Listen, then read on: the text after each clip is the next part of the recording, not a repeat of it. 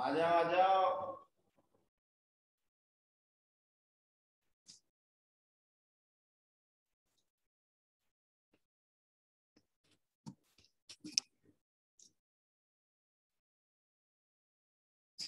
मेहदी और हरीश क्यों लाए? बाकी सब थ्योरी के नाम पे भाग गए।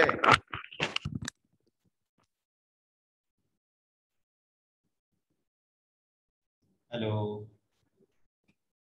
आप लोग सुन पा रहे हैं? हाँ सर।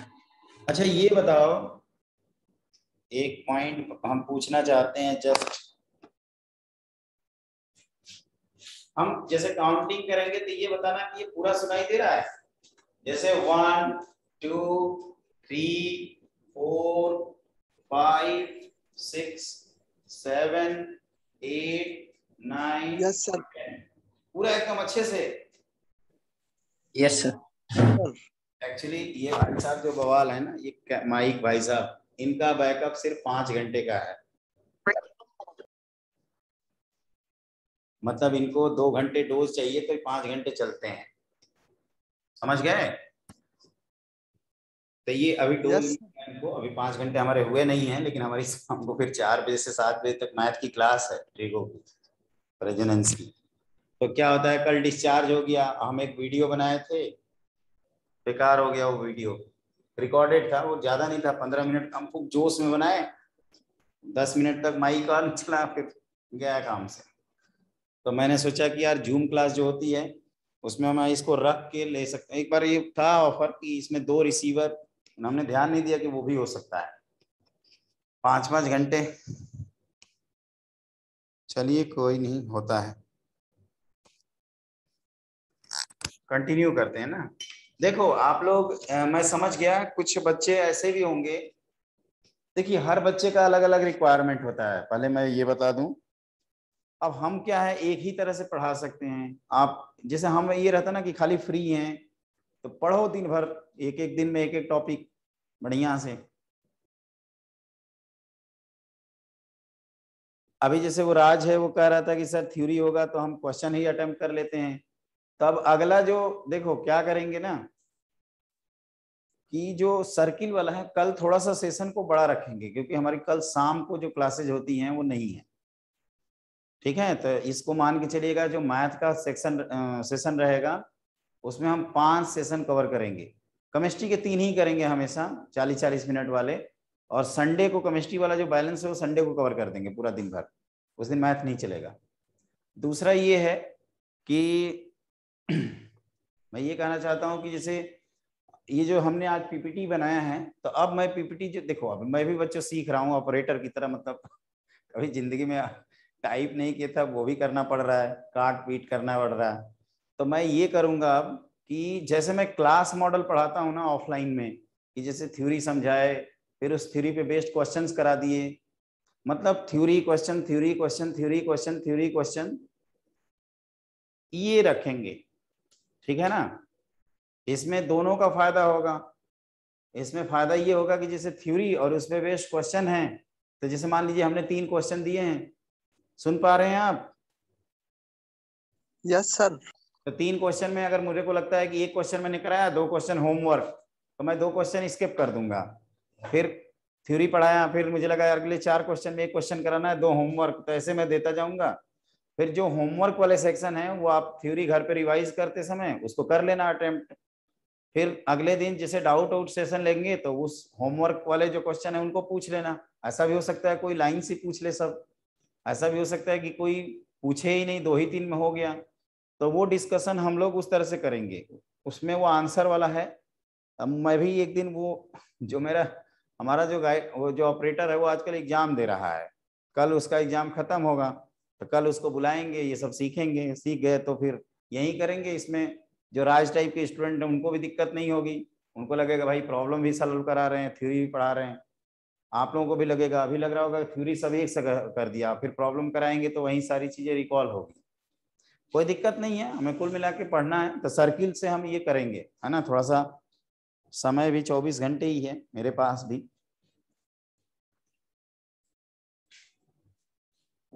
तो ये सेंट्रॉयड हो चुके हैं, अब इसके आगे की कहानी मैं कंटिन्यू करता हूँ। तो ये मैंने यहां तक बता दिया था ना। अब अगला इन सेंटर है। देखो incentre, it is point of intersection of angle bisectors of a triangle. थोड़ा सा ध्यान देना बच्चों इसमें, angle bisector, internal angle bisectors. तो ये हमने अल्फा कर दिया। अगर हम दूसरा एंगल बाइसेक्टर खींच दिए, फिर हमने तीसरा खींच दिया, तो ये एक्सपेरिमेंटली तीनों एक पॉइंट से पास होते हैं। फिर फोर्थ इसमें कंसेप्ट ये है बच्चों कि अगर हम यहां से परपेंडिकुलर ड्रॉप करें और एक सर्किल खींचें तो ये तीनों को इनसाइडली टच करता है, और इसी का नाम होता है इन सर्किल। ये हमने बाहर दिखा दिया, वैसे बाहर नहीं जाता। ठीक है,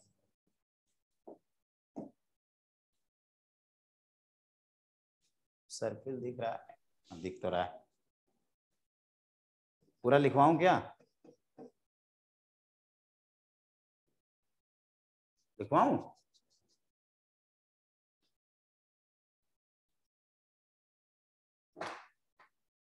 अरे लिखवाऊं, कुछ बोलो। माइक डेड हो गया क्या?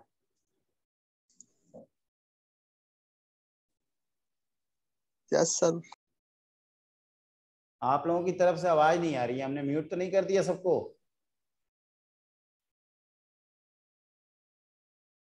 No sir.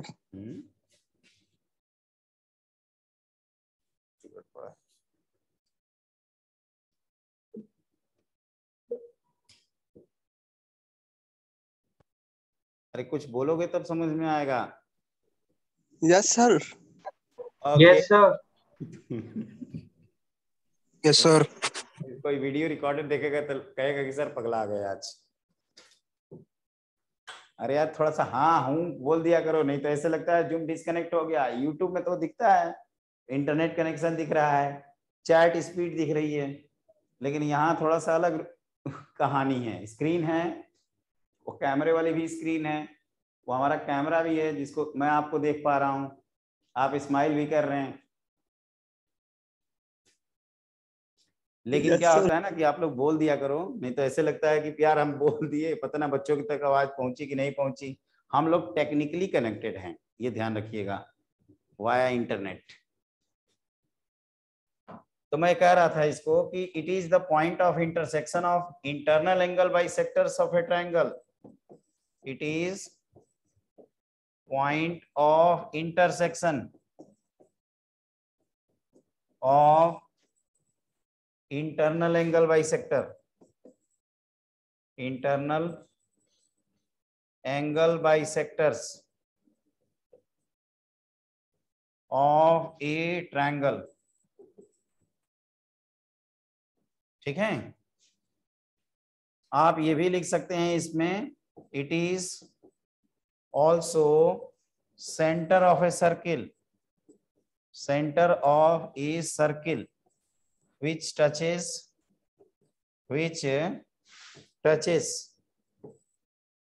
all sides of the triangle।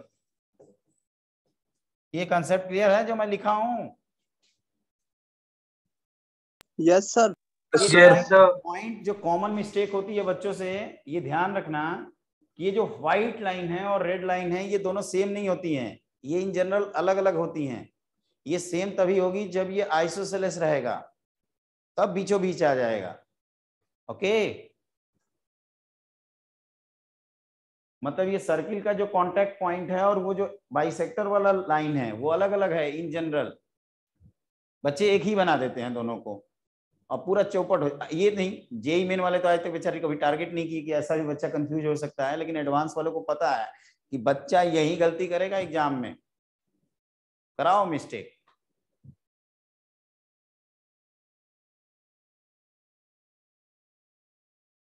Continue करूं?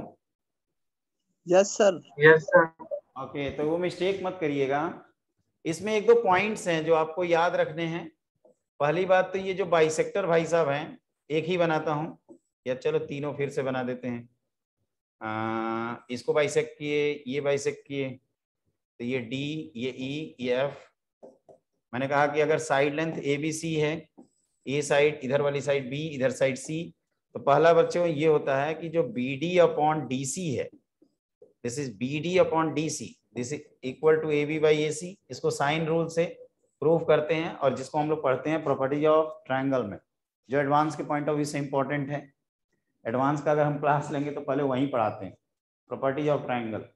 दूसरा देखो, और दूसरा कॉम्प्लेक्स नंबर, ये सब हॉट टॉपिक्स है एडवांस के लिए। दूसरा होता है इसमें कि अगर I यहां पे लिखेंगे तो ये AI अपॉन ID, थोड़ा देखना ध्यान से, AI अपॉन ID, तो इसके एडजेसेंट साइड B और C हैं, तो ये लिखेंगे B प्लस C, और साइड जो छूट गई वो A। जैसे अगर मैं पूछ लूं आपसे कि BI अपॉन IE कितना लिखोगे, तो आप लिख सकते हो?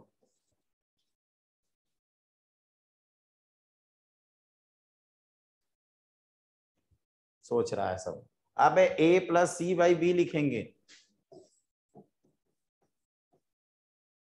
और अगर CI अपॉन IA पूछ लूं तो अब तो बोल दो। A plus B upon C. बिल्कुल, A plus B upon C, you are right.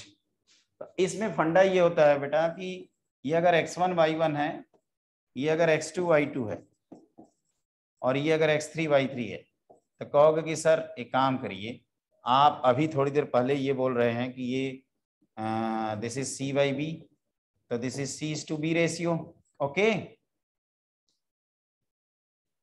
JEE advance के पेपर में ये बहुत इंपॉर्टेंट हो जाता है डायग्राम, और इसमें कभी कभी ये लाइन को बाइसेक्टर प्रूफ करने के लिए क्वेश्चन देता है।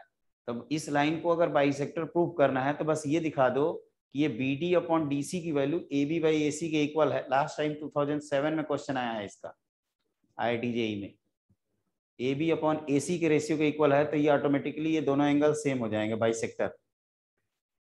तो हम लोग क्या करेंगे, कहेंगे कि सर सेक्शन फॉर्मूला से D निकाल सकते हो ना? Yes sir. निकाल लोगे, कहोगे कि ये आएगा sir BX2 plus CX3 upon B plus C, ऐसे ही Y के लिए लिख दोगे। और ये हमने बता ही दिया ये रेशियो क्या है, B plus C upon A, तो इसको इसमें मल्टीप्लाई करेंगे और B प्लस C को इसमें, तो इस एन सेंटर का एक रिजल्ट आ जाता है। और this is equal to AX1 plus BY1 plus C, sorry AX1 ऐसे नहीं लिखते यार, ये तो दूसरा है,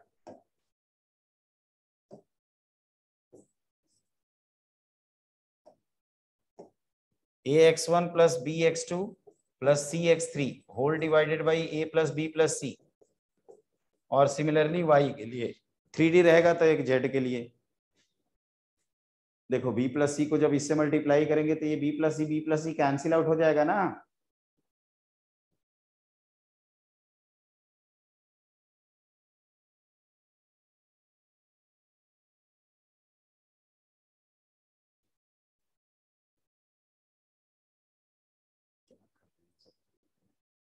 सो गए, ज्यादा हो गया क्या? अरे ज्यादा हो गया जी। No sir.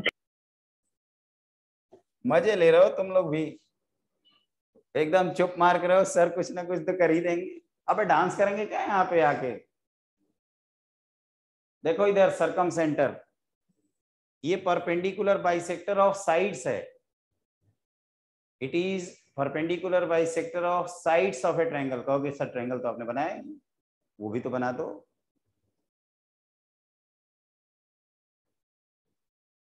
तो इसमें क्या करते हैं बच्चों कि ये सरकम सेंटर निकालना है, तो ये सब इक्वल होते हैं, तो हम लोग क्या करते हैं A, B मानते हैं, डिस्टेंस फॉर्मूला से इन तीनों डिस्टेंस को इक्वल कर देते हैं, और ये हमें S मिल जाता है। ये दूसरा पॉइंट ये ध्यान रखना है कि अगर राइट एंगल ट्रायंगल बनाते हैं तो इसमें जो भाई साहब सरकम सेंटर अपने हैं, सरकम सेंटर वो ये होते हैं हाइपोटेन्यूज का मिड पॉइंट। और ये कैसे प्रूव करोगे, तो कहोगे कि सर बचपन में वो सेमी सर्किल वाला फंडा पढ़े थे ना, उससे प्रूव कर लेंगे। Okay yes sir. हाँ जी, ये इस तरह से बोलते हैं कि बस यस सर ही बोल दिया करो, या यस बोल दिया करो, खाली नो बोल दिया करो, हम समझ जाएंगे। वो कहते हैं ना समझदार के लिए काफी इशारा अगर Yes, पूछेंगे sir. तो बता दूंगा दोबारा। चलिए, ये तो हो गया सरकम सेंटर। इसकी डेफिनेशन ये है, it is point of intersection of perpendicular bisectors of sides of a triangle. और इसको आपको एक ट्रायंगल के पॉइंट ऑफ व्यू से अगर सरकम सेंटर निकालना हो तो आप कोई भी दो बाइसेक्टर ऑफ साइड्स निकाल लेना, परपेंडिकुलर बाइसेक्टर्स, और उसको सॉल्व कर लेना, उससे आपको सरकम सेंटर मिल जाएगा, क्योंकि हमें पता है तीसरा वाला भी इसी के पॉइंट से पास होगा। ओके, अब लिखते हैं Yes, ortho sir. Centre. Ortho, ortho मतलब परपेंडिकुलर टाइप का। तो ये एल्टीट्यूड का पॉइंट ऑफ इंटरसेक्शन है। एल्टीट्यूड, एल्टीट्यूड मतलब यहां से इस पे परपेंडिकुलर ड्रॉप करेंगे, उसी तरह से दूसरे वाले पे परपेंडिकुलर ड्रॉप कर देंगे।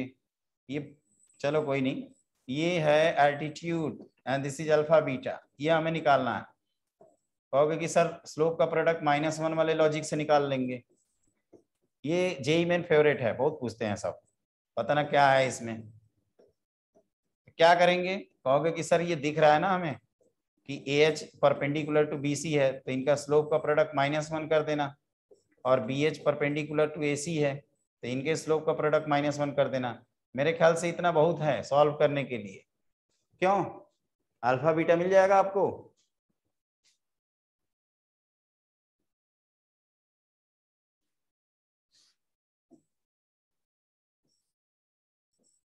एक राइट एंगल ट्रायंगल में ऑर्थो सेंटर ये होता है जहां पे राइट एंगल बनता है, this is known as ortho centre.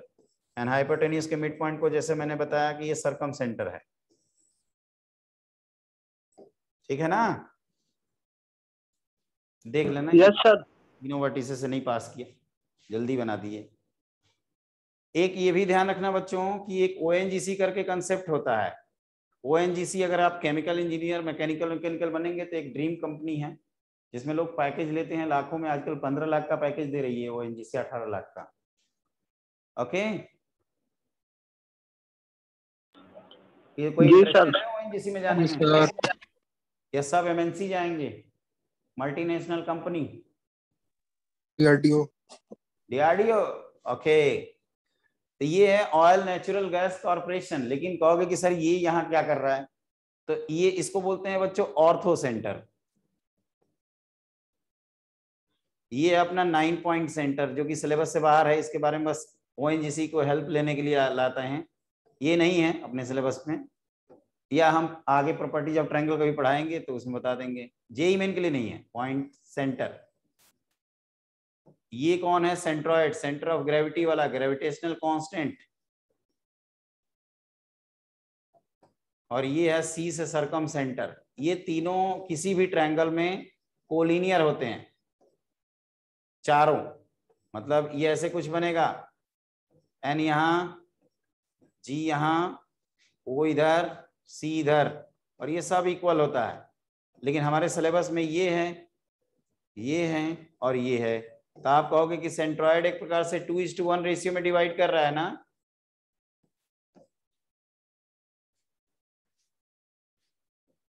Yes, sir. Yes, तो ये ऐसे लिखते हैं स्टेटमेंट कि in any triangle orthocentre, centroid and circumcentre are collinear and centroid divides the line joining segment orthocentre and circumcentre in ratio 2:1 internally obviously. और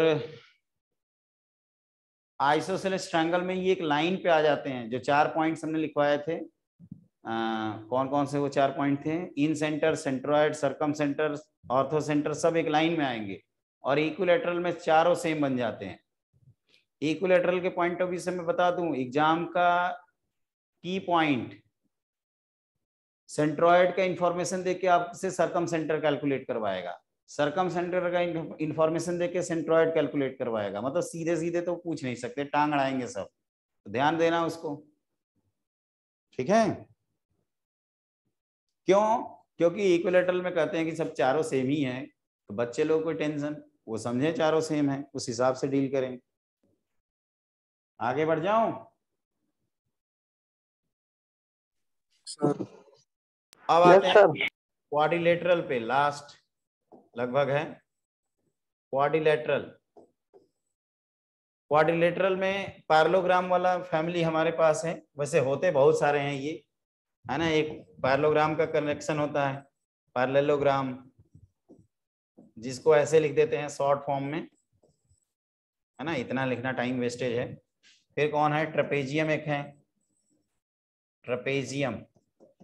फिर एक अपने साइक्लिक क्वाड्रिलेटरल आते हैं, साइक्लिक क्वाड्रिलेटरल। और एक kite करके भी होता है, काइट सुने हो, पतंग वाला क्वाड्रिलेटरल देखे होगे बचपन में।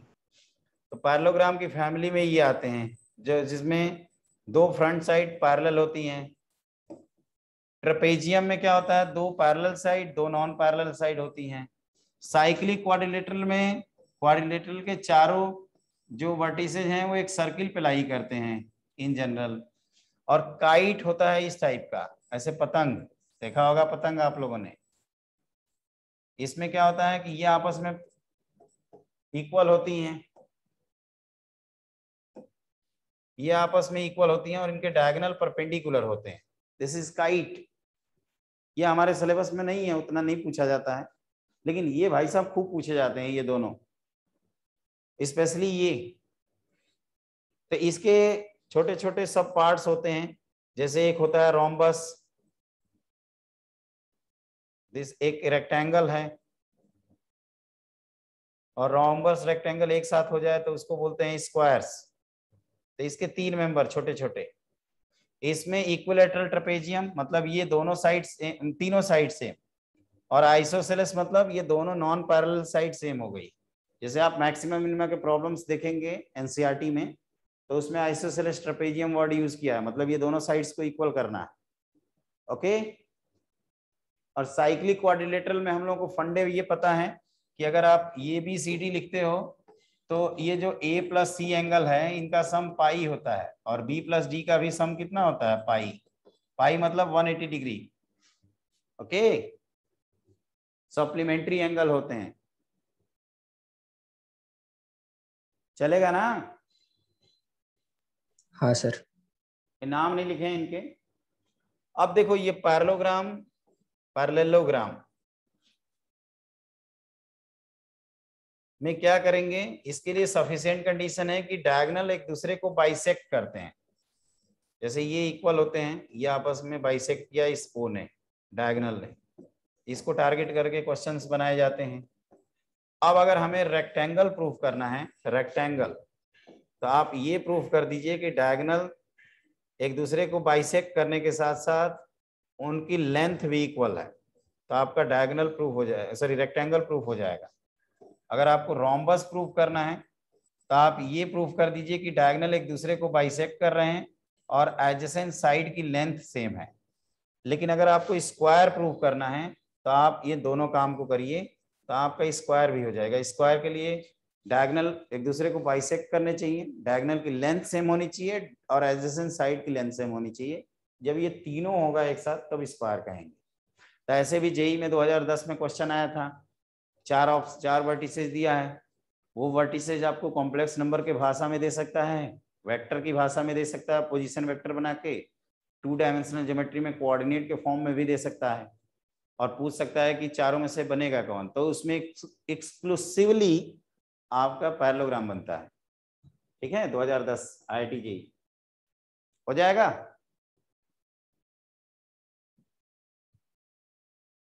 सोच रहे हैं सब?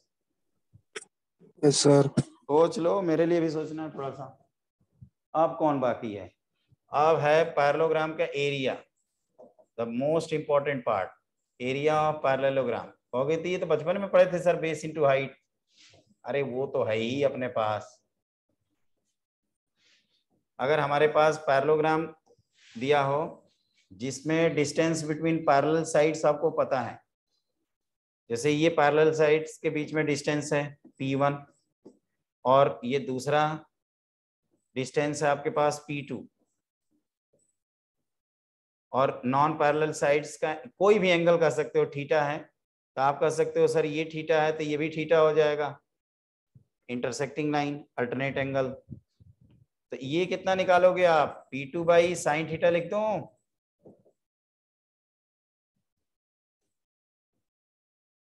और बेस इंटू हाइट करेंगे तो ये आ जाएगा P1 P2 by sine theta.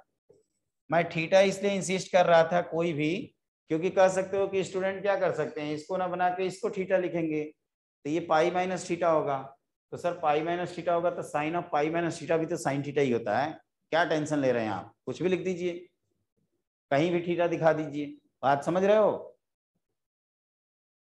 Yes sir. Okay. Yes sir. अब इसमें बच्चों एक और डायग्राम होता है कि अगर हमारे पास इक्वेशंस दिए हों, इक्वेशंस जैसे ये ax plus B Y plus C one equal to 0 है, ये a2 ax plus B Y plus C two equal to 0 है, ये lx plus M Y plus N one equal to 0 है, ये lx plus M Y plus N two equal to 0 है।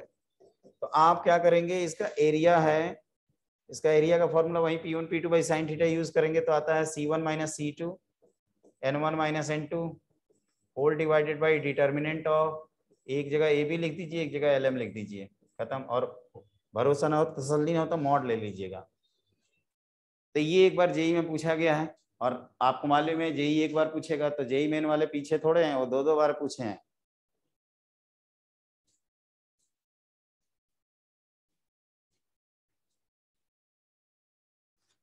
एक point बताना भूल गया मैं, ये जो पैरेललोग्राम वाली फैमिली है इसमें जो रोम्बस है ना उसके जो डायगोनल्स होते हैं वो 90 डिग्री पे इंटरसेक्ट करते हैं। कहाँ गया रोम्बस, ये वो कैसे? तो आप कहोगे कि सर रोम्बस में आपने एडजेसेंट साइड सेम बना दिया है, हमने कहा हाँ बना दिया। तो सर ये 90 डिग्री होगा, कैसे होगा भाई? तो दोनों ट्रायंगल सर कन्ग्रुएंट हो गए। देखो कैसे, ये दोनों साइड सेम होने के कारण ये दोनों सेम एंगल होंगे ना। Yes sir. और अभी से चिल्ला रहे हैं बहुत पहले से कि डायगोनल एक दूसरे को बाइसेक्ट करते हैं। Yes sir. ये कॉमन साइड, तो ये दोनों भाई साहब लोग कन्ग्रुएंट होंगे तो ये 90 डिग्री हो जाएगा। तो अगर ये क्वेश्चन ऐसे आया है जेई मेन में कि in a parallelogram the two diagonals are perpendicular, the parallelogram must be, the most appropriate answer होता है रोम्बस।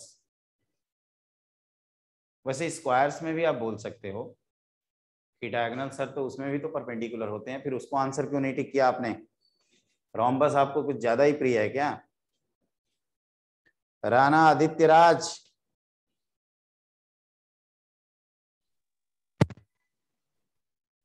क्या बात है, आपने ऐसा RAR लगा रखा है क्या सर? Poster RAR? हाँ सर, नाम के साथ मैच कर रहा था। क्या बात है, राणा आदित्य राज। चलिए देखो बच्चों, आप लोगों को तो ये लग रहा होगा कि सर जितना करें, अब हमने तो अपना कमिटमेंट पूरा करूंगा चाहे कुछ भी हो जाए, हम तो भैया पढ़ाएंगे टाइम को बिना ध्यान रखे हुए। अब जो बच्चे डेडिकेटली करेंगे, अगर आप समय निकाल के कभी भी रिकॉर्डेड लेक्चर एक बार जरूर देख लीजिएगा, और जो बच्चे रिकॉर्डेड देख रहे होंगे उनके लिए रिक्वेस्ट है कि आप लाइव में ही आया करें, वो अच्छा रहता है। बहुत मन करता है कि यार क्या है, हमें याद है कानपुर में मैं प्रिपरेशन करता था मैं, तो 3D की क्लास 3D की क्लास स्टार्ट हुई थी हमारी 11 बजे और छूटे थे हम लोग 7 बजे शाम को। निकले थे तो ऐसे लगता था कि लाइन और प्लेन सब नोच लेंगे दिमाग को। वो ऑफलाइन क्लासेज होती थी, उसमें एक ब्रेक मिला था, उसी में आपको जो करना हो करिए।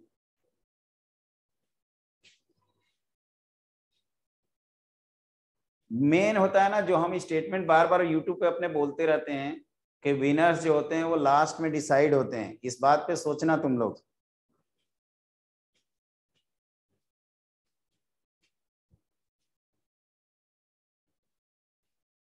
उसी दिन आप लोग ओलंपिक में ही देख रहे होगे ना, गोल्ड आ रहा है, गोल्ड आ रहा है, गोल्ड आ रहा है, पता ना ब्रॉन्ज आया, वो भी नहीं आया कहीं,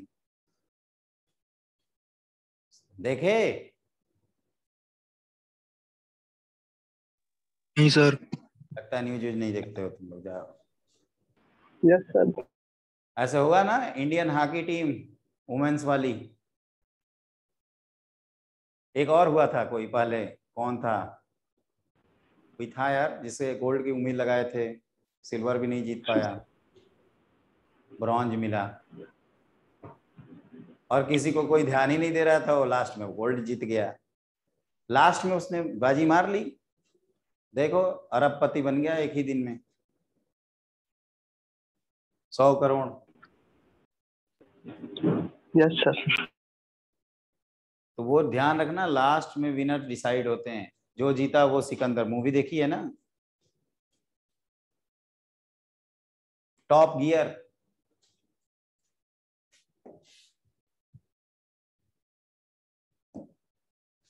ये सब तो हम लोग खत्म कर दिया। क्वेश्चन कितनी दूर हैं, चलते जा। अच्छा भाई सब यार, कितने पेज पीछे थे हम लोग, लग रहा था मंजिल मतलब 3 पेज पीछे रह गए। 40 पेज हमने छोड़ा था शायद। क्वेश्चंस कराऊं? एक ओरिजिन शिफ्टिंग मैं बता देता हूं आपको। ओरिजिन शिफ्टिंग आती है सबको?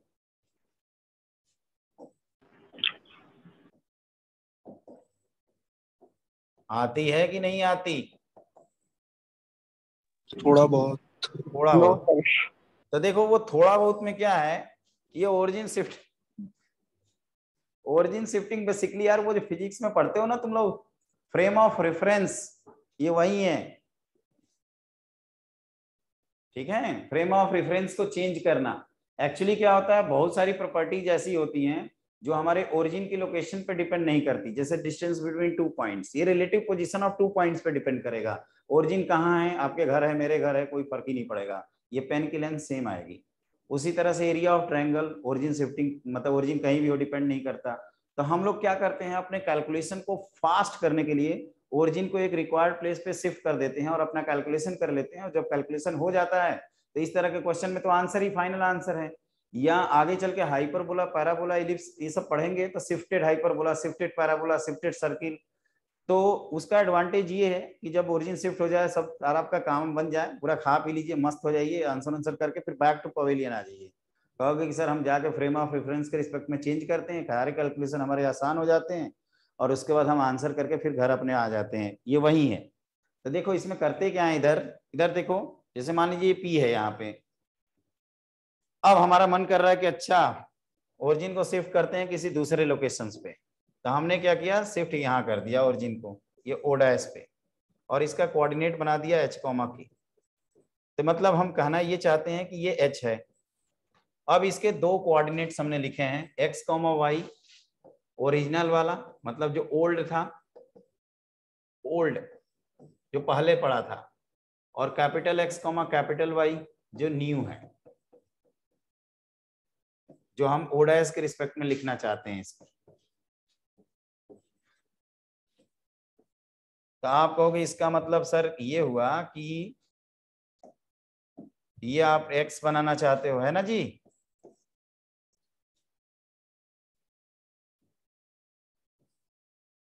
अरे कुछ तो बोल दो। यस हाँ सर। सर। तो ये दोनों का सम कितना है, स्मॉल x के इक्वल। तो कैप, अरे यार पहले स्मॉल लिखना चाहिए। तो ये लिखते हैं small x equal to capital x plus H, और small y equal to capital y plus K. जहां पे कैपिटल एक्स वाई क्या है, तो न्यू कोऑर्डिनेट सिस्टम है, coordinates of p with respect to new system. और स्मॉल एक्स वाई क्या है, तो coordinates of p with respect to original system. Capital sorry H K क्या है, तो जहां पे हम लोग ओरिजिन को शिफ्ट किए हैं। भले हमने कोऑर्डिनेट्स डायग्राम फर्स्ट क्वाड्रेंट में बनाया है, लेकिन ये सबके लिए होल्ड करता है, कहीं भी आप शिफ्ट कर दीजिए। लेकिन इसमें बच्चों ध्यान रखना है कि हम एक्सिस को रोटेट नहीं कर रहे हैं, मतलब ये एक्स एक्सिस, ये x axis, new x axis आपस में पैरेलल है। ये वाई न्यू आई एक्सिस, ओल्ड वाई एक्सिस आपस में पैरेलल है। एक रोटेशन वाला भी होता है, लेकिन वो उतना आता नहीं है। अगर आप कहेंगे तो मैं एक्सप्रेशन लिख दूंगा, लिख दूं कि रहने दूं? Yes sir. लिख दूं? हाँ सर। चलो लिख ही देता हूं। तो इसमें ये है बेटा ना कि अब ये हम लोग ओरिजिन को सेम रख रहे हैं, अब एक्सिस को रोटेट कर रहे हैं, मतलब ये स्मॉल एक्स वाई थे, अब हमने क्या किया, इस एक्सिस को रोटेट कर दिया। सपोज थीटा एंगल से इन एंटी क्लॉकवाइज सेंस, तो कहोगे सर ये भी थीटा इधर आ गया, थीटा से इधर, और ये कोई पॉइंट पी है उसी तरह का स्मॉल एक्स वाई। तो इसको याद थोड़ा आसानी से नहीं होता है, इसको कैसे मैंने याद किया है माइंड में, इसको मैं याद किया हूं X cos theta minus Y sine theta करके, और मैं कॉस को इंटीग्रेट करके क्या करता हूं, साइन लिख देता हूं, और साइन को इंटीग्रेट करके माइनस कॉस लिख देता हूं। तो दूसरा ऑटोमेटिक मेरे को दिमाग में बैठ गया है। ये इसका क्वेश्चन में 97 98 में आया था IIT JEE में, उसके बाद हटा दिया IIT JEE वाले ने। JEE मेन वाले तो आज तक शायद नहीं पूछे हैं, शायद, हाँ नहीं पूछे हैं। और कहोगे कि सर दोनों काम एक साथ कर देंगे तो मतलब शिफ्ट भी करें रोटेट भी करें। इसमें याद रखना बच्चों, अगर ये एंटी क्लॉकवाइज की जगह थीटा अगर क्लॉकवाइज में रोटेट करेंगे ना, तो थीटा जहां जहां है वहां वहां माइनस कर देंगे। तो आप कहोगे यहाँ कोई फर्क नहीं पड़ेगा, यहाँ फर्क पड़ जाएगा, यहाँ फर्क पड़ जाएगा, है ना। कॉस में फर्क नहीं पड़ता है ना। Yes sir. चलो ये भी हो गया। अब कौन है, कहोगे कि दोनों काम कर दिए तो ये लिख देंगे,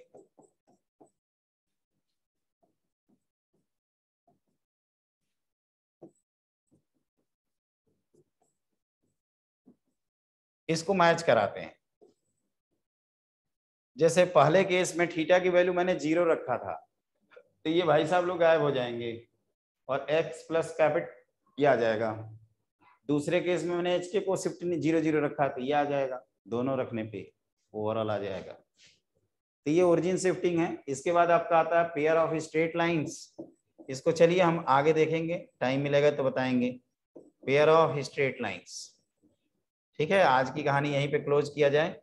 मेरी रिक्वेस्ट आपसे ये है कि जैसे ये questions distance between the 2 points, एक बार मैं बता देता हूं क्या है, और आपको सेंट्रॉइड दिया है, 2 वर्टिसेस दिया है, third vertex, circum centre, orthocentre, ये सब निकालना है। ये एक्स सेंटर से एक रिलेटेड टॉपिक है बच्चों। तो एक्स सेंटर्स क्या होते हैं वो मैं बता देता हूं, बस हिंट। जैसे एक इंटरनल एंगल बाइसेक्टर्स, ठीक है, और 2 एक्सटर्नल एंगल बाइसेक्टर ड्रॉ करोगे तो एक्स सेंटर्स बनता है। तो इसको बोलते हैं एक्स सेंटर्स ऑफ ए। ये एंगल आपस में बाइसेक्ट होते हैं, ये आपस में बाइसेक्ट होते हैं, तो इसी को बोलते हैं I1। सिमिलर इधर करते हैं तो I2, और इधर करते हैं तो I3। तो जैसे हमने I का फॉर्मूला लिखवाया था ना, ax1 plus bx2 plus cx3 upon a plus b plus c, याद है।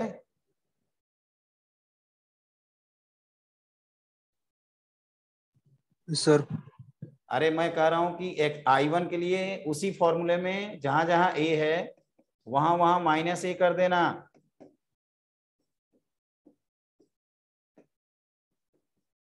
कर लोगे?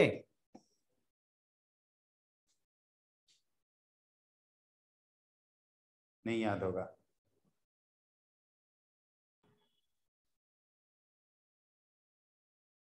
कुछ बोलिए, हिंट दीजिए। टाइम, चलिए गेम ओवर करते हैं ना, इसको अटेम्प्ट करिएगा। अरे कुछ, यस सर। चलो ठीक है सर, अटेम्प्ट करना, अगली क्लास में बात करेंगे।